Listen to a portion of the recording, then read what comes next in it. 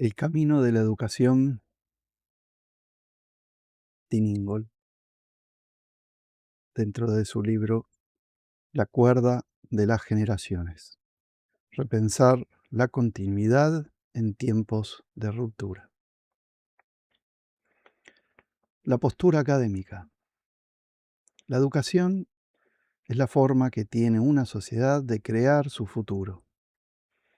Ahora bien, ¿de qué clase de futuro se trata? ¿Hablamos de un reemplazo? ¿De capacitar a los jóvenes para tomar el relevo de la generación ahora, a medida que la generación de sus maestros empieza a entrar en declive? ¿O de una continuación de incorporar a nuevos individuos a una existencia en comunidad en la que todos estamos conjuntamente implicados? La maestra confronta a su clase perteneciente a la generación siguiente cara a cara en actitud de instruir tras haberse volteado una vez llegada al presente, o camina tras los pasos de quienes la precedieron, haciendo un gesto de compañerismo a sus alumnos para invitarlos a seguirla. Vemos a los estudiantes ante la maestra o caminando tras ella. Este es un buen momento para volver a la contraposición entre la cuerda y la pila, en tanto que modelos para pensar las generaciones y su paso. En el caso de la pila, a cada generación le corresponde su propio estrato, que proporciona a sus integrantes, en palabras del filósofo Immanuel Kant, el terreno sobre el cual se adquiere y aplica su conocimiento. En el caso de la cuerda, por otra parte, no existe un sustrato semejante, sino que cada hebra debe encontrar dónde posicionarse en el mundo a base de formar lazos con otras hebras. ¿Qué implicaciones tiene el contraste entre estos dos modelos sobre la naturaleza y el propósito de la educación? Durante más de 3 siglos, el mundo occidental ha concebido la educación como motor del progreso social. Ha sido el medio a través del cual los avances del conocimiento humano, generados aplicando los poderes de la razón al material, obtenido mediante la observación empírica, se han ido transmitiendo de una generación a la siguiente, haciendo posible que cada una de ellas se alce a hombros de sus predecesoras. Una educación en consonancia con este principio de progreso tiende por naturaleza a otorgar prioridad a aquellas materias de estudio que, según los criterios de la pedagogía formal, son consideradas académicas. Esto se debe a que, en tanto que lugar de aprendizaje, la academia, ya se trate de un colegio, un centro de estudios superiores o una universidad, se sustenta sobre las premisas de estar en posesión de un conocimiento más avanzado de cómo funciona el mundo, al menos en comparación con el de los llamados practicantes laicos, tan ligados a la experiencia que permanecen ajenos a la explicación y el análisis. El conocimiento académico, casi por definición, se posiciona a sí mismo en un plano más elevado, un nivel por encima del ámbito confuso de la práctica en el cual podría dársele utilidad, si la tiene. Por este motivo, el estudio académico tiende a separar el aprender del hacer, la transmisión de conocimiento entre generaciones de su aplicación dentro de las mismas.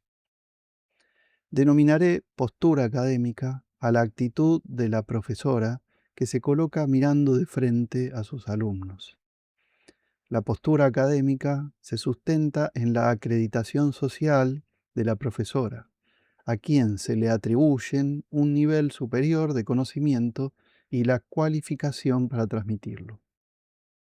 El objetivo es que los estudiantes se eleven desde su estado inicial de supuesta ignorancia a través de una serie de etapas hasta alcanzar un nivel de entendimiento adulto, del que puedan valerse cuando llegue su momento.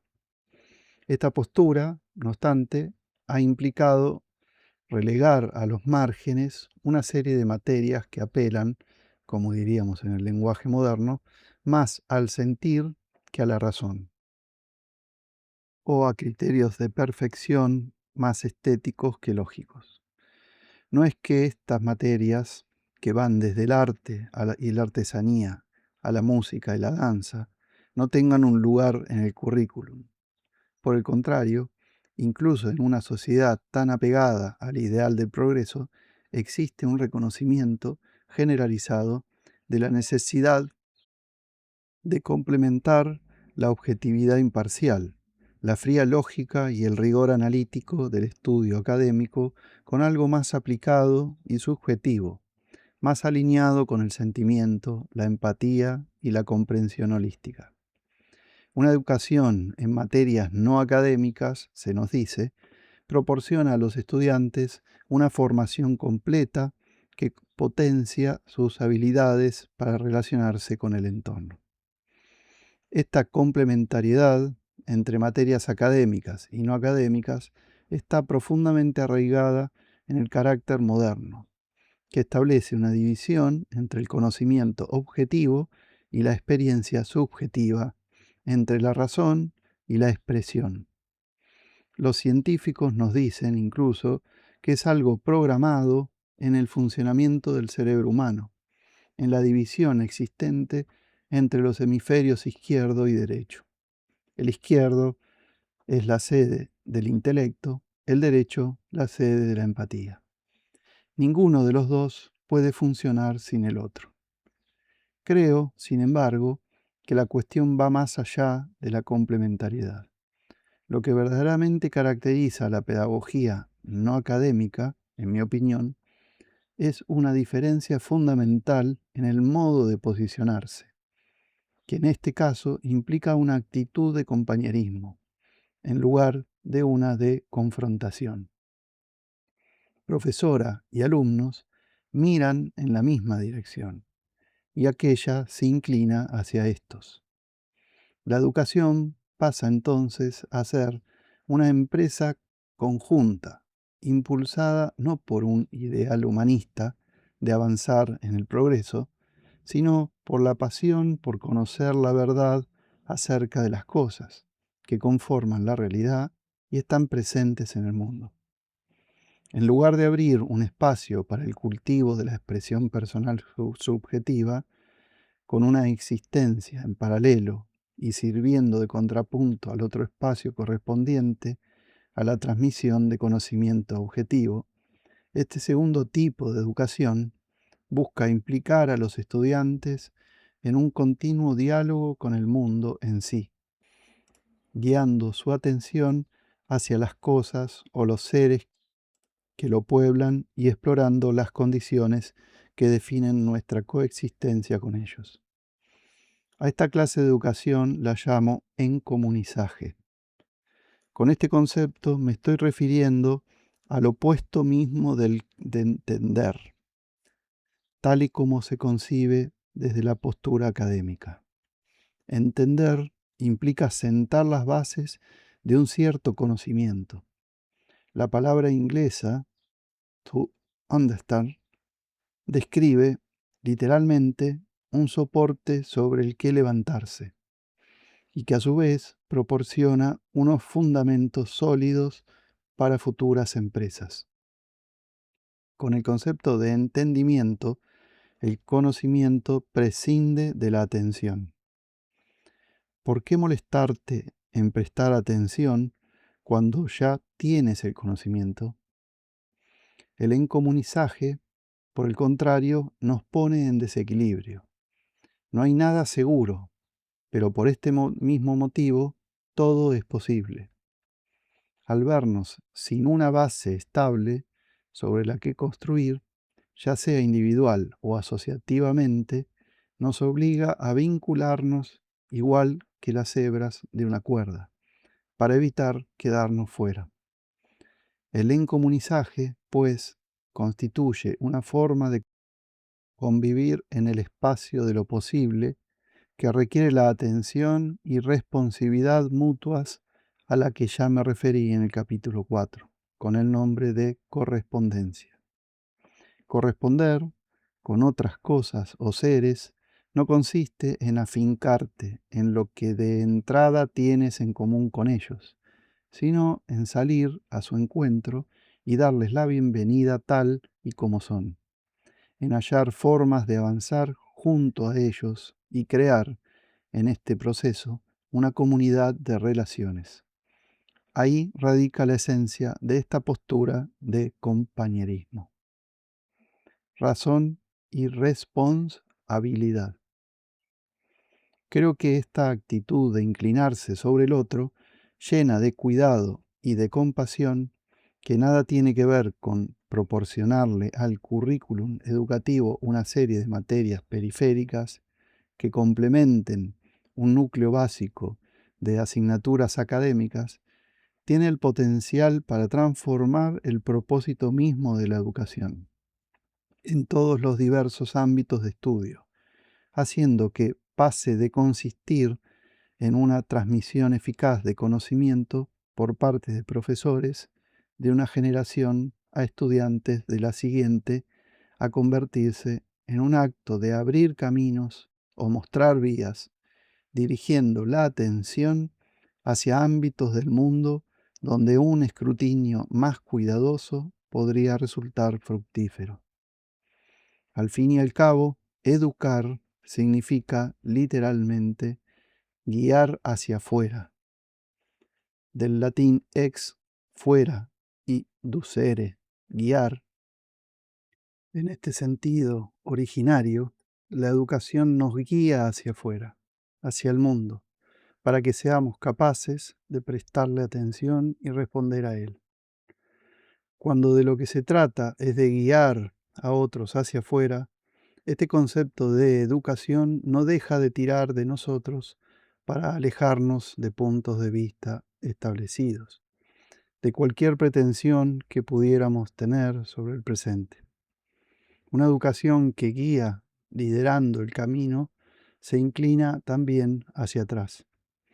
Quien educa, aun mientras avanza, siguiendo los caminos de sus predecesores, se retuerce, inclinándose a su espalda, como en la expresión inglesa, para cuidar a los estudiantes que avanzan detrás.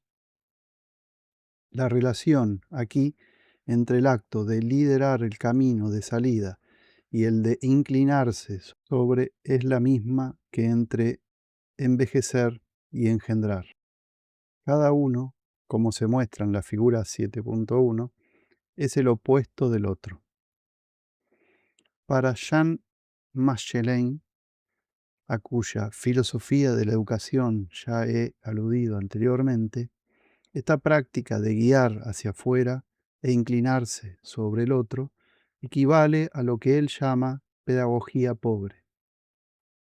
En esta pedagogía no hay posición alguna que defender, ni un conjunto de conocimientos que transmitir, ni un proyecto de gran envergadura por realizar. Funciona, más bien, a través de desplazar a sus discípulos, sacándolos de su posición actual. En otras palabras, a través de la exposición, como al dar un paseo al aire libre, donde cada paso es potencialmente peligroso, pero al mismo tiempo supone una nueva apertura al mundo. Una pedagogía pobre, según Machelin, nos invita a renunciar a nuestra zona de confort y abrazar la incomodidad del camino, cambiando fuerza y seguridad por debilidad y vulnerabilidad.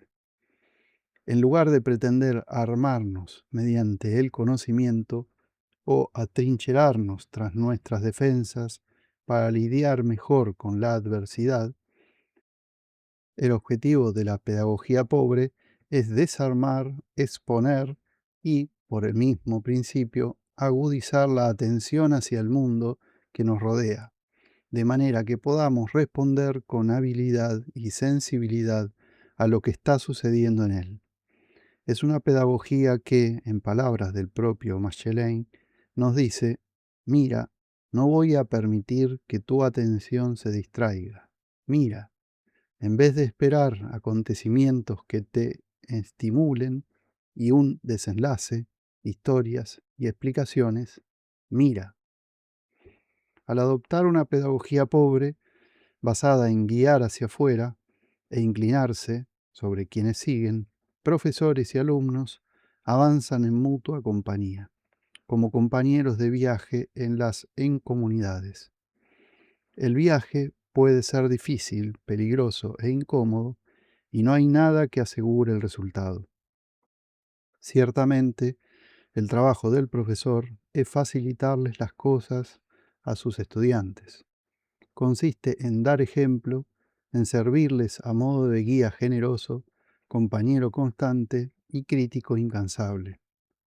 Por su parte, los estudiantes, siguiendo el ejemplo de su profesor, no deberían tener miedo en copiar, igual que el aprendiz copia cuando está aprendiendo de su arte. No se espera que los estudiantes innoven, como es el caso en la postura académica, que cifra el valor añadido del progreso educativo en lo novedoso de los resultados y descalifica la copia como plagio. Desde una postura de compañerismo, copiar no constituye un plagio, sino práctica. Como un aprendiz, el estudiante practica bajo la mirada del profesor para eventualmente ocupar él mismo el lugar de esos ojos, vigilando, a su vez, a la siguiente generación. Así, la tradición continúa, teniendo como base la seguridad de que los estudiantes, a quienes no se les puede obligar a aprender, ansían, no obstante, sumarse a los empeños de sus profesores y pasar el relevo del aprendizaje a las generaciones por venir. Una educación en el encomunizaje requiere, pues, aprestarse a avanzar en compañía de otros y a responder a ellos sobre la marcha. En resumen, fomenta la responsabilidad. No se trata de una idea novedosa. Hasta donde sé, el primero en introducirla fue el compositor John Cage, en una conferencia pronunciada en 1957. Solo en presencia de las cosas, decía Cage, somos capaces de sentirlas, y solo a través del sentir podemos responder. La teórica cultural Donna Haraway, al parecer, sin conocimiento de este precedente, ha reinventado recientemente el término con un sentido muy similar. La responsabilidad, dice, es una práctica de cuidado y responsividad. No es Cage su único precursor. Una década antes de que Haraway se lo apropiara, este término fue empleado también por el teórico de la educación Gerd Biesta. Para Biesta, la responsabilidad tiene que ver con un determinado tipo de voz. Se trata de una voz que es propia de cada individuo, pero que solo surge para solicitar respuesta de la voz de los otros. Al igual que sucede con una línea en un diálogo o en una polifonía, cada voz emerge continuamente en y a través del juntarse con y diferenciarse de las voces de otros. ¿Qué pasaría, se pregunta Biesta, si la educación priorizase el desarrollo de la responsabilidad por encima del cultivo de la razón? La voz de la razón no pertenece a nadie, trasciende todas las variaciones de la experiencia. Es esta voz, al mismo tiempo instructiva e impersonal, la que la educación académica aspira a inculcar en sus estudiantes.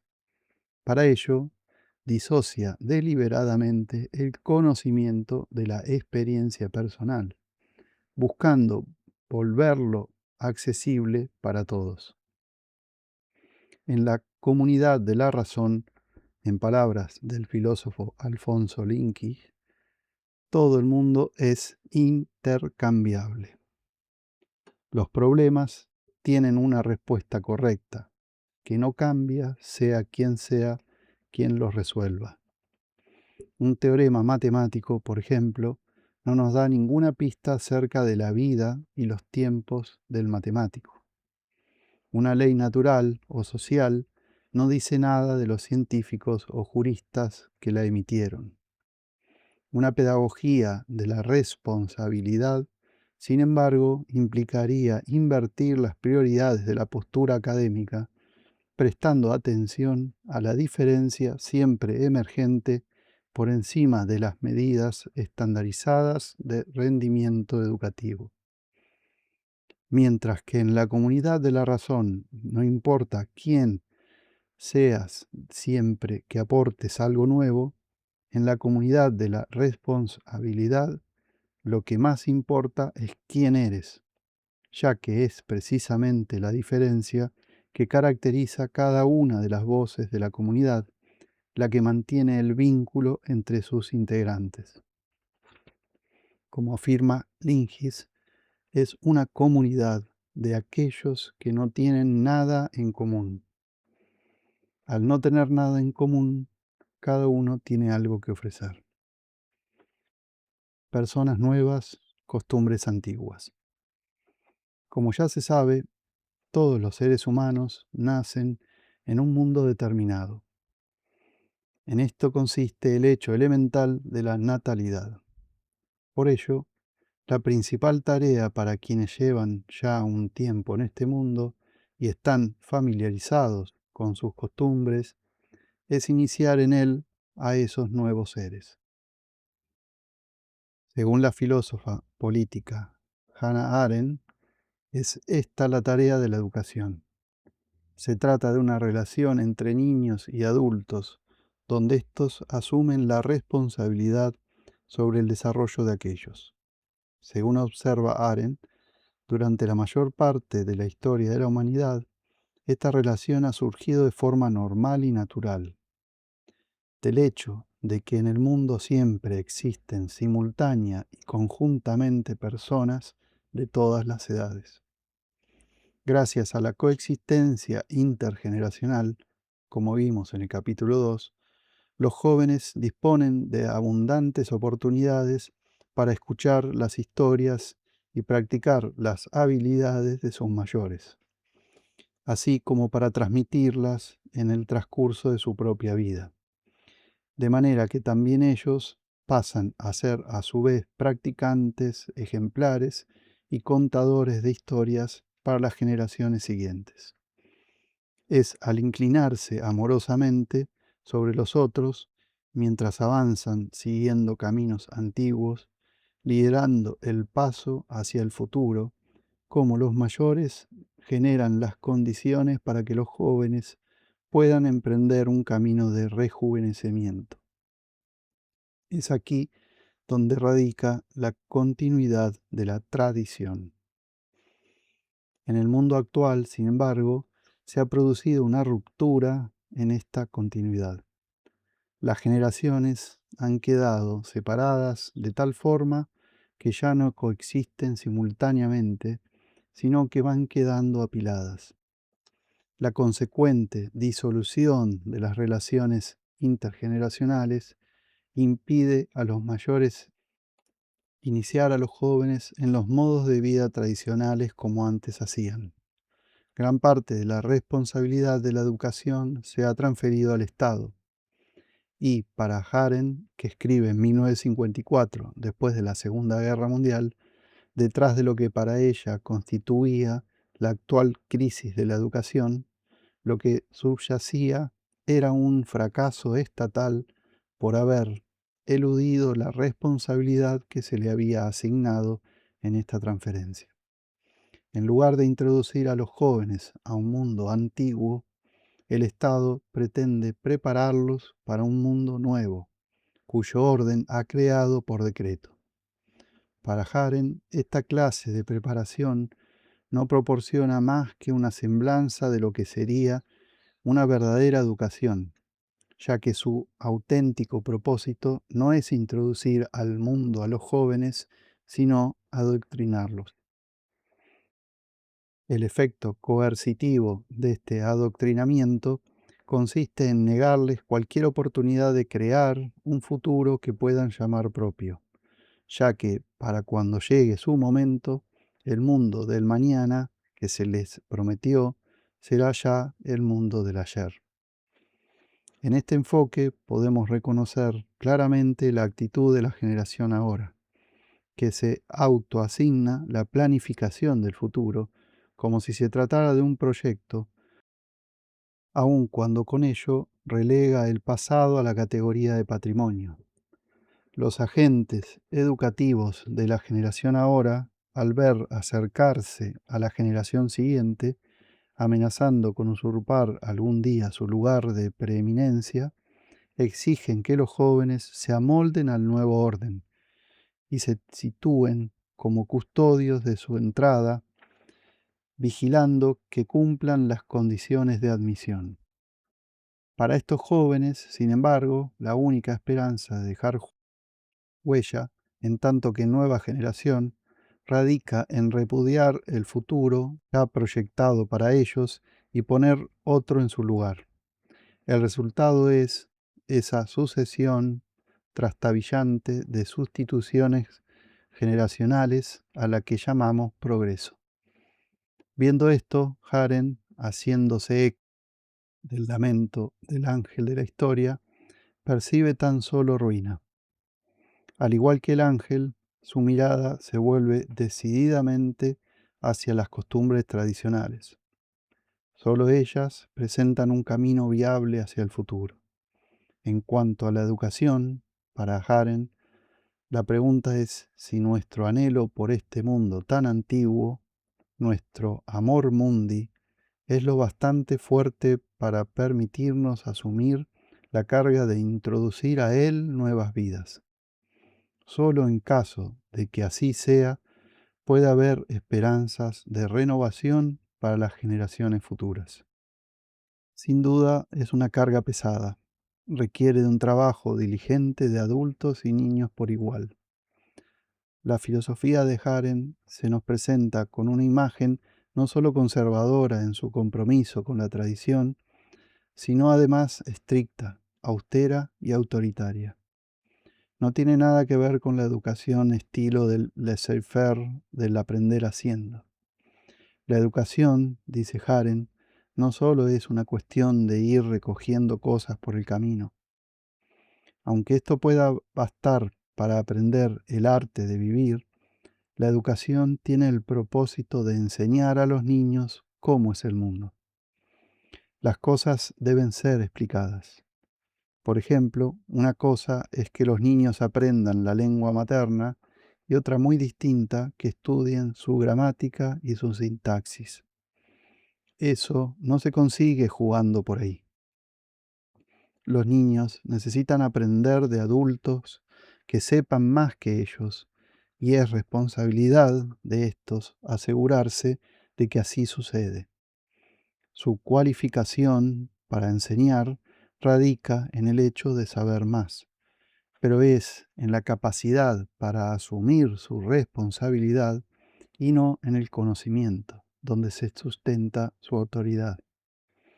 Quien rechace asumir esta responsabilidad, según declara Haren, no debería tener niños y no se le debe permitir que tome parte en su educación. Sin responsabilidad no hay autoridad. Son palabras contundentes. Dudo que Haren, incluso en sus momentos más oscuros, llegase a desear un mundo en el que el derecho a engendrar de cada individuo fuese determinado por los filósofos. No obstante, lo que aquí nos importa es el significado de la autoridad. Tendemos a asumir que cualquier ejercicio de autoridad es confrontativo.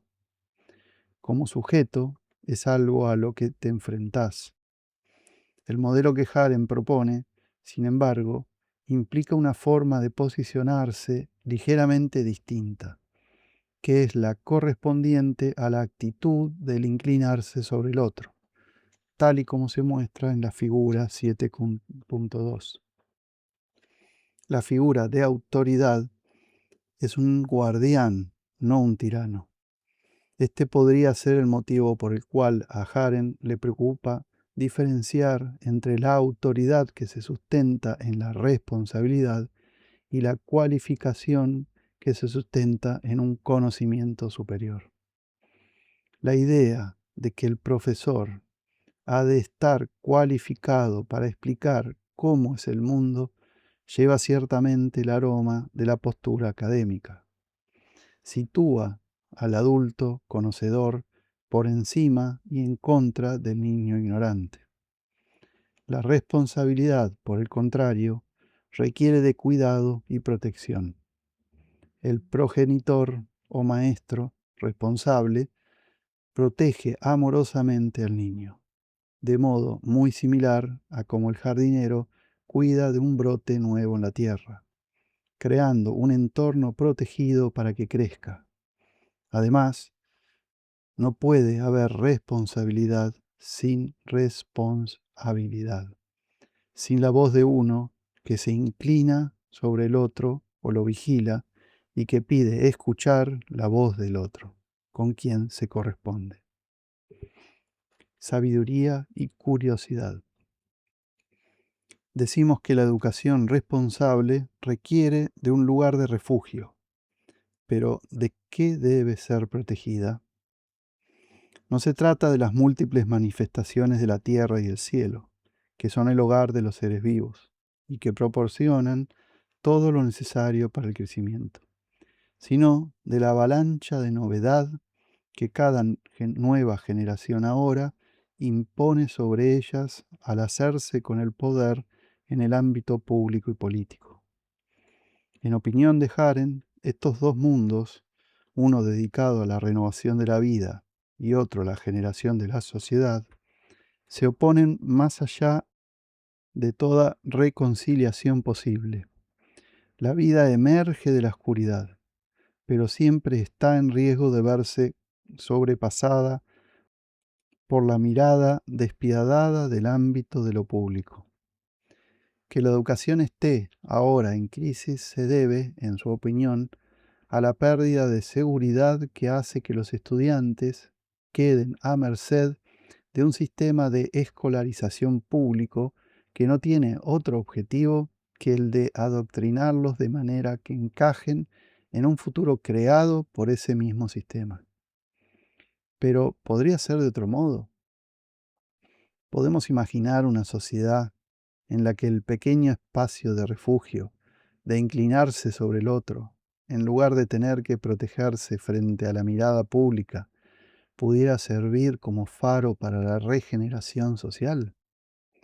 Y si las generaciones de jóvenes y mayores, tras una segregación social cada vez más dolorosa, pudieran reanudar su participación conjunta en el trabajo de engendrar?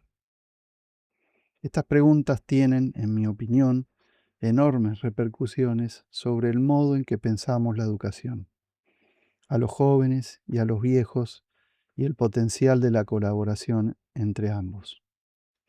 Hoy en día los padres sienten una natural preocupación por asegurarse de que a sus hijos les vaya bien en el mundo, de modo que quieren para ellos una educación a la vez rica y fuerte, rica en conocimiento y contenido, y fuerte por el poder y la confianza que otorga. La educación académica convencional se esfuerza por satisfacer estas demandas. Habla con la voz de la razón, oponiendo contra la ignorancia de la infancia el conocimiento adulto. Otorga un rango determinado a quienes la atraviesan, incrementando así sus oportunidades vitales en una sociedad competitiva. Pero una cosa es el conocimiento y otra la sabiduría. Ciertamente hay sabiduría en el desconocimiento. Mientras que conocer es acomodar los asuntos del mundo dentro de las categorías del pensamiento, ser sabio es abrir de par en par las puertas de la percepción, dejar que el mundo entre de lleno en el campo de la atención y la deliberación. Significa acoger a los otros en nuestra presencia, no ejercer nuestro poder sobre ellos o rechazarlos. Significa observar y escuchar y aprender.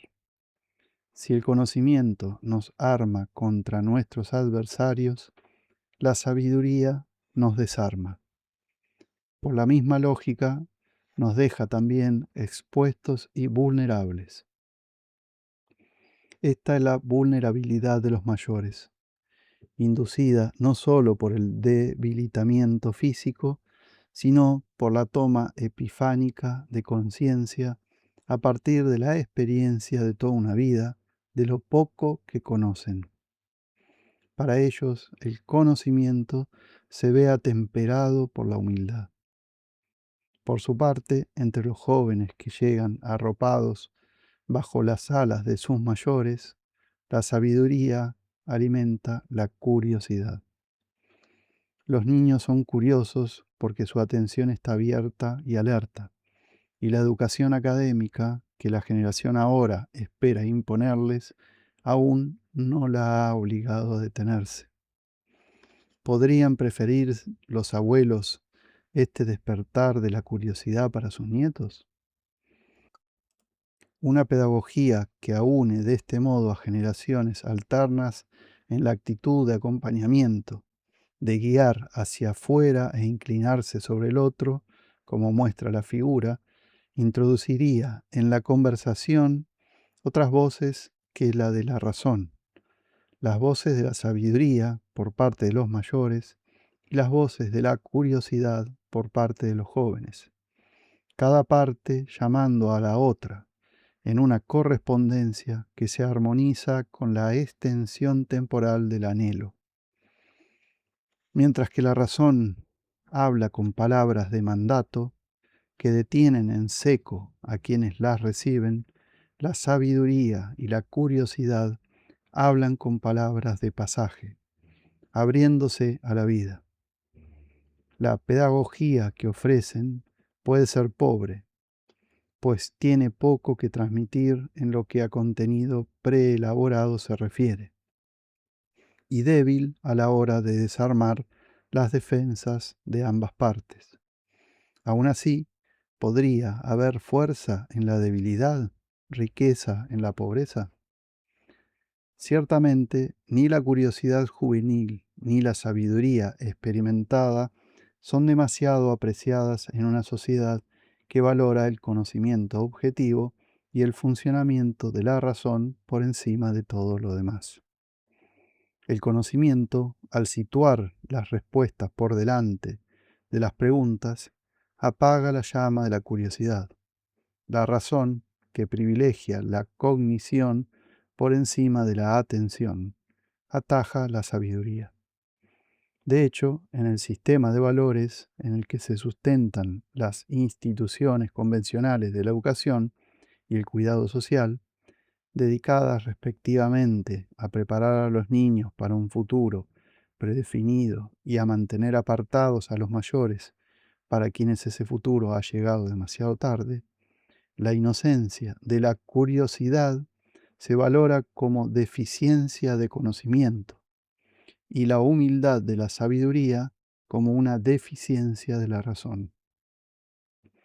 La primera queda etiquetada de ignorancia, la segunda de senilidad.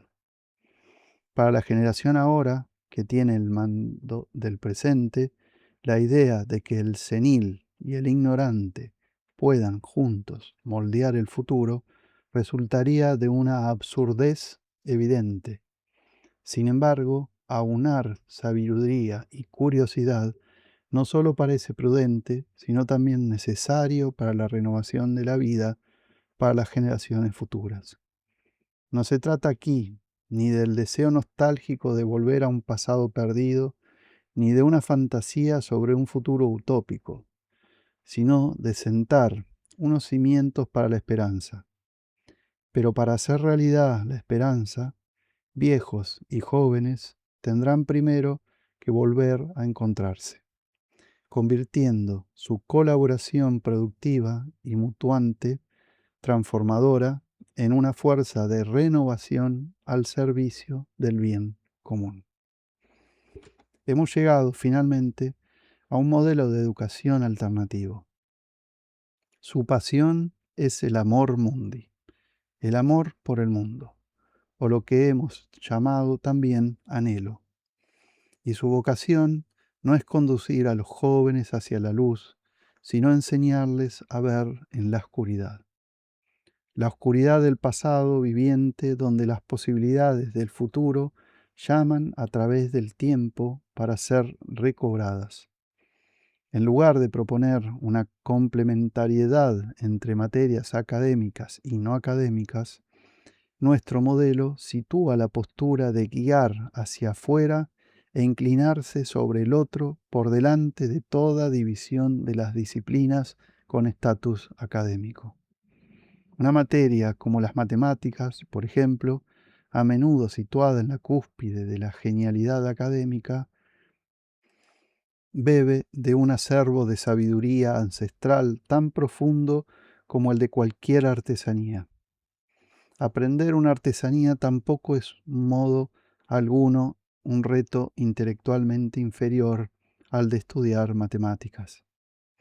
En el compañerismo que caracteriza el encomunizaje, las materias no se comunican jerárquicamente en diversos peldaños de rendimiento atendiendo a la clasificación de un currículum formal, sino que son retomadas y renovadas a través de las voces de quienes las estudian. A medida que se entrelazan unas con otras, estas voces van tejiendo una cuerda de muchas hebras que se prolonga al igual que lo hace la vida, sin llegar nunca a alejarse de su origen ni a acercarse a su final. Esta cuerda es la vía de la educación.